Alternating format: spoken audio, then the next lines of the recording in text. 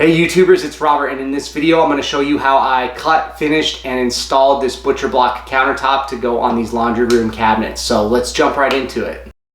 And for this project, I'm using a solid unfinished birch butcher block that I picked up from Home Depot. As you see on the package, it directs us not to open this until we are ready to actually seal or finish it. We don't want to leave this unfinished and exposed to any elements, specifically moisture. So we're going to open it once we're ready to start the project. The first thing I'm doing is I am cutting the length that I need to cover the base cabinets in the laundry room. So I am just marking a couple of spots on the sides, and then I will connect to create a solid line across the entirety of the width of my butcher block top.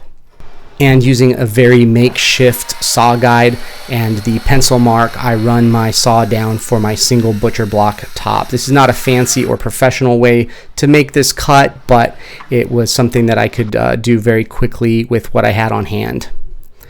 When I bring my top in and set on my base cabinets, you can see it doesn't fall into place yet, and that's because of this face frame of the utility cabinet that actually juts out about 1/8 of an inch further than the dimensions from the side panel to the wall. So I need to notch out a little groove for my countertop to slide around that face frame and allow for the actual dimensions that I cut from the side cabinet to the wall to work as they should. And you can see once I've made that cut, now it falls into place properly. Once we have our countertop cut, we are ready to start sanding. I start with 120 grit sandpaper, which is a medium grit, and I just work my way very patiently from one end of the board to the other, letting the sander do the work. I'm not applying any pressure with my hand. My hand is basically just guiding the sander along. I'm going to do this on both sides of the butcher block as well as all four edges because I will be applying stain and finish to all sides of the countertop. Once I finish with the 120 grit, I'll work my way up to 180 and then ultimately to 220, and I'm just repeating the exact same process for each grit level. If I need to give an area a pass, I very lightly repass any areas, but I don't try to work it out by hand. I will always let the sander do the work through this process. Once I've finished with the sanding, I take a tack cloth and I thoroughly wipe down the board. I might go through a few of these cloths to make sure that I get all of the dust and debris off the countertop. Once I've done that, I'm ready to start with the pre-stain, and I like this because I can apply it with a rag as opposed to having to brush it on. But the pre-stain is just going to help precondition the wood to more easily and uniformly accept the actual stain that I'm going to be applying to this.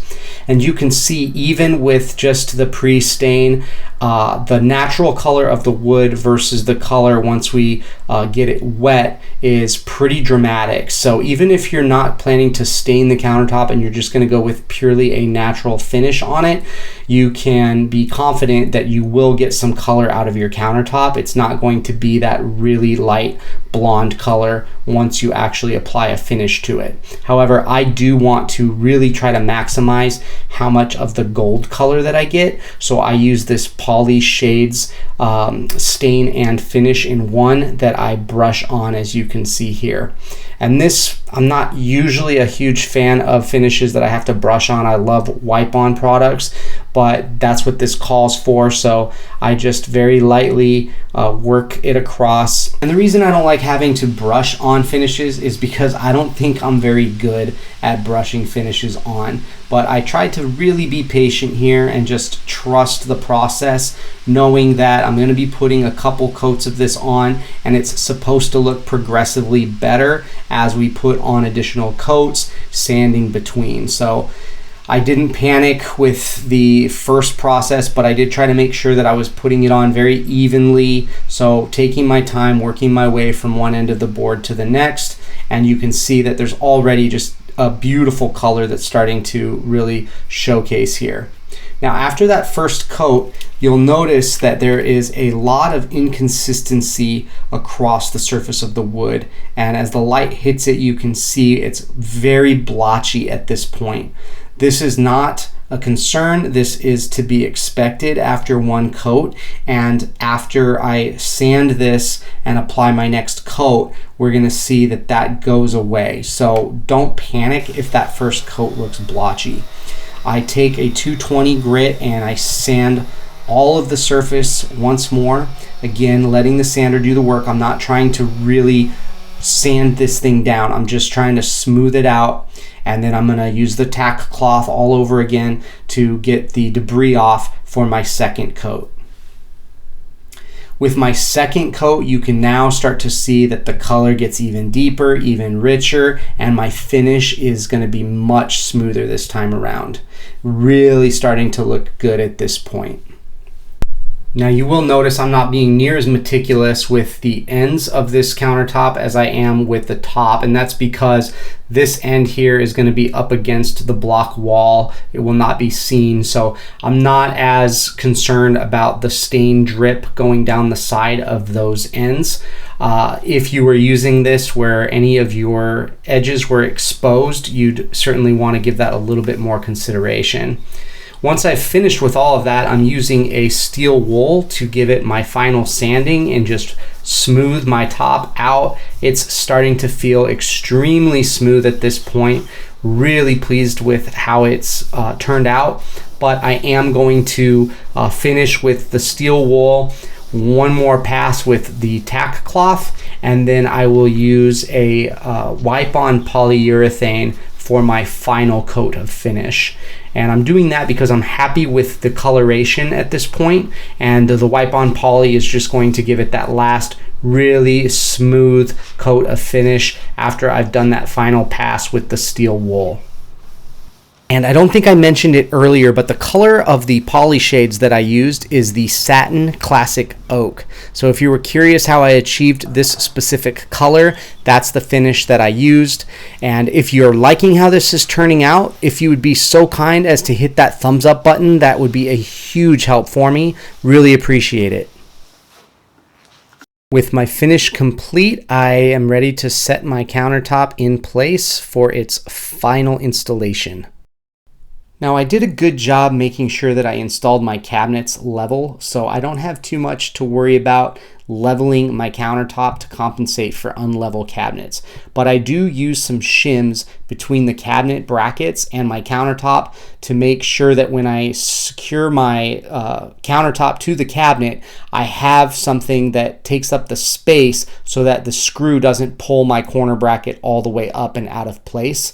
Now my cabinets and my countertop are actually completely secured to one another. Here is a final look at the countertop installed. I really like the color and how it plays against that gold hardware, and with this particular finish it should only patina and become a little bit more warm over time. So here's the final result. I am thrilled with the way that the overall color and finish turned out.